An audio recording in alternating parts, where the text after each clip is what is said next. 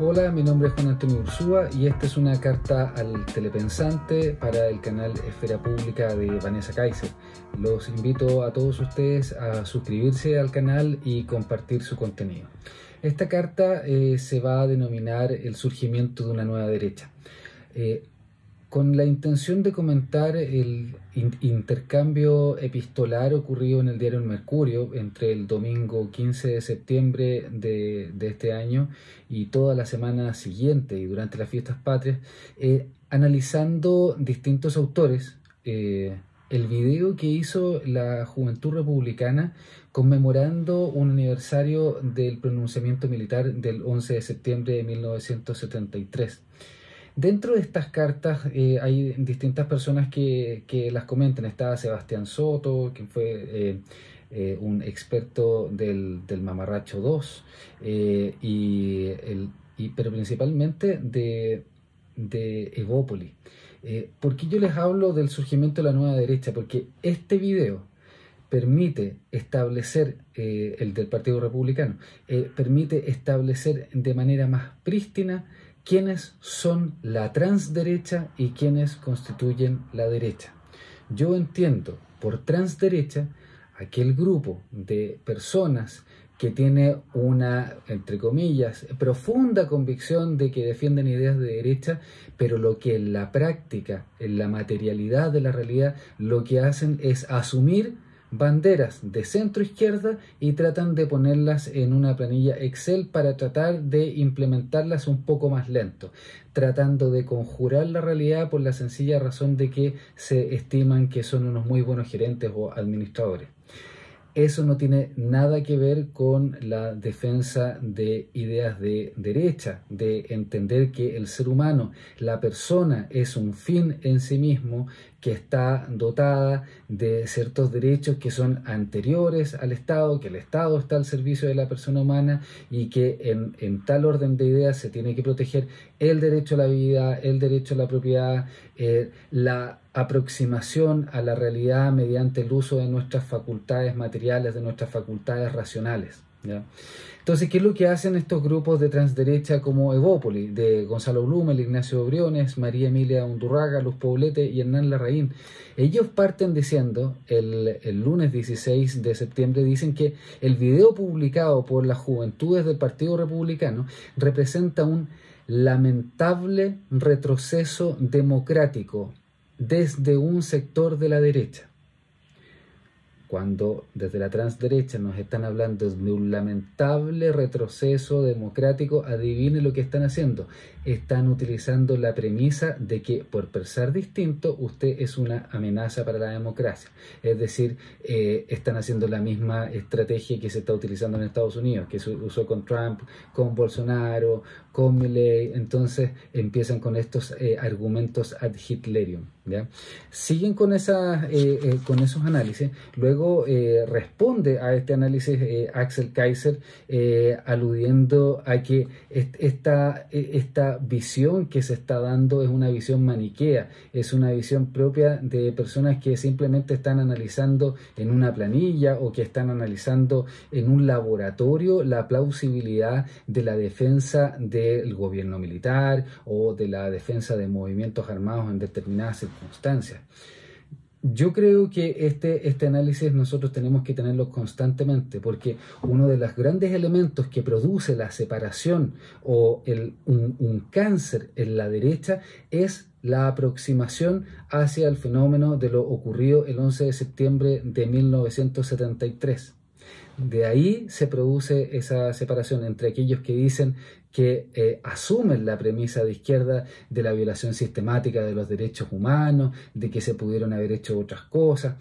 Ahí uno detecta que ese sector de la derecha actúa bajo una visión tipo Disney, esa visión en donde los animales hablan, donde todo es feliz y que con una música alegre se resuelven los problemas. Eso ocurre en el mundo de los niños, ocurre en el mundo de lo ideal, pero no en la realidad material. Analicemos ciertas reflexiones de lo que habla, por ejemplo, Alfredo Sepúlveda, no precisamente una persona de derecha, que tiene su libro La Unidad Popular, los 1000 días de Salvador Allende, o por ejemplo de Sergio Díez, Reflexiones de la Constitución de 1980, don Hermógenes Pérez de Arce, o también tantos otros autores que analizan el fenómeno histórico de lo que estaba ocurriendo.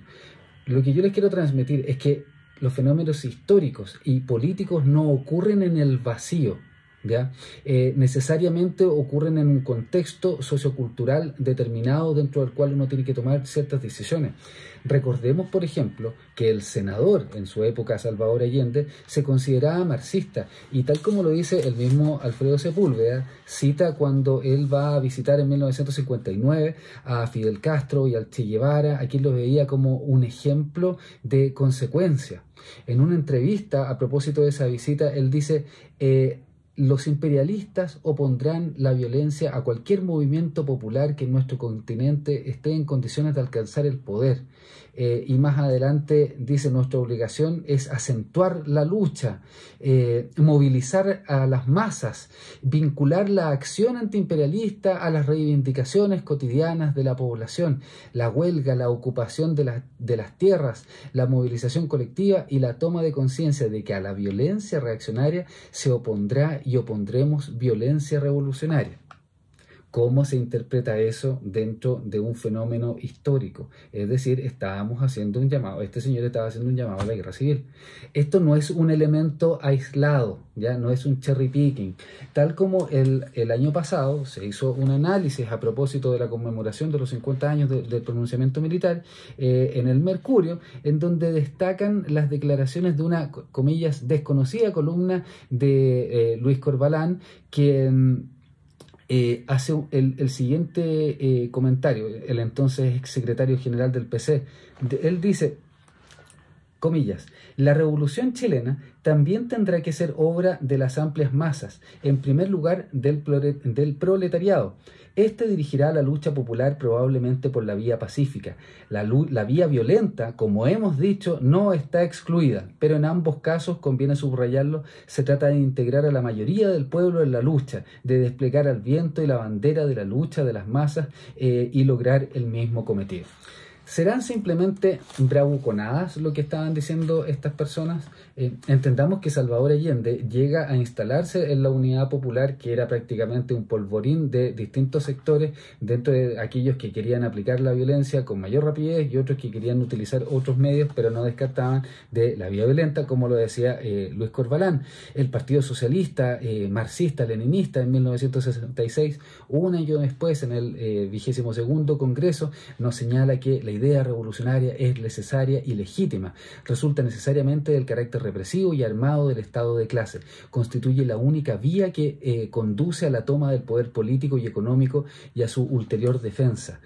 Recordemos a estas brigadas espartacos, los maoístas que estuvieron en la Araucanía y en el Biobío, el asesinato de Edmundo Pérez Zújovich, la meta que se tenía establecida de la implantación de un Estado socialista. Recordemos lo que ocurrió durante el gobierno de la Unidad Popular, que no me voy a extender en este espacio de tiempo. Recordemos, por ejemplo, la ley de control de armas que se hizo en agosto de 1972, precisamente porque se tenía conocimiento de estos grupos armados y que se buscaba neutralizarlos. No había otra manera de hacerlo, porque se buscaba tratar de incrementar los controles para evitar llegar a un desenlace terrible como hubiera sido una guerra civil.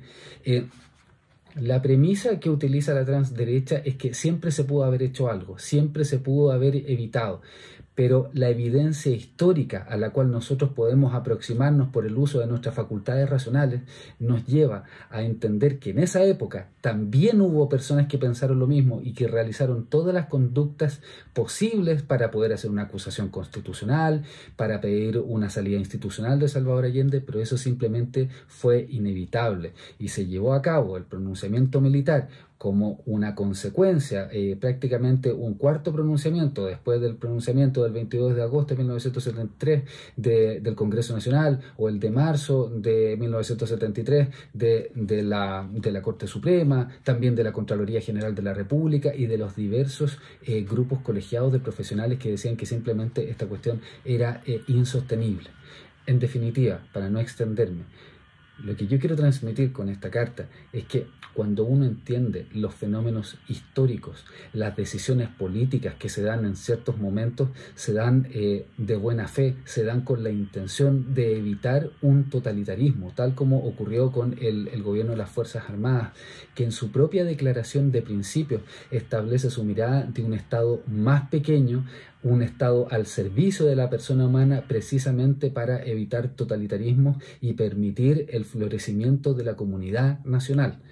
Eso es la manera en cómo nosotros podemos comenzar a aproximarnos. Obviamente estoy hablando de una introducción a este fenómeno. Hay mucho más que conversar, pero es un elemento que nos permite distinguir de quién quiere aplicar un eslogan, quién quiere aplicar una crítica ideológica y de quién quiere aplicar una visión analítica, de buena fe, sincera, de cómo podemos mejorar nosotros como sociedad. Muchas gracias.